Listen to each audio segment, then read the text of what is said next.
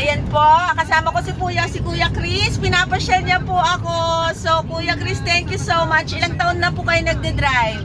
Mag 27 years naman dito sa Davao. Wow! 27 years, Kuya! Congratulations! Kasi hindi ka nagsasawang magtrabaho.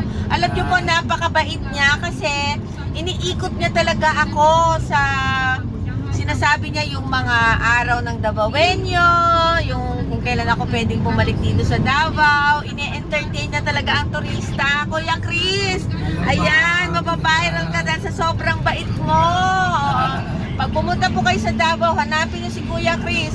Bukod sa napakamura po ang sisingilin niya, ay napakabait niya. Talagang mag-isa lang po ako ngayon.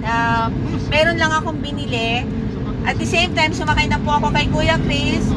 Iniikot niya talaga ako. Sinasabi niya po kung saan talaga kami pupunta. Kuya Chris, ba't hindi ka sumusuko after 27 years?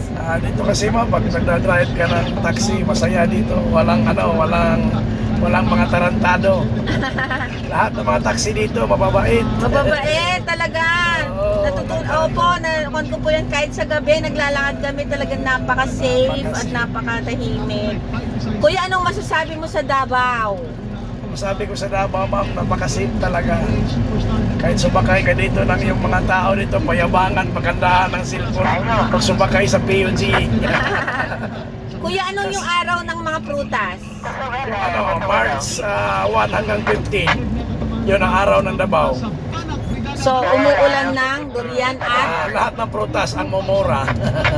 sa March 15. Napakamura. Anong tawag doon? Kadayawan? Araw ng Davao yun. Araw ng Davao. Ano po yung Kadayawan? Yung Kadayawan, yun ang buwan ng August.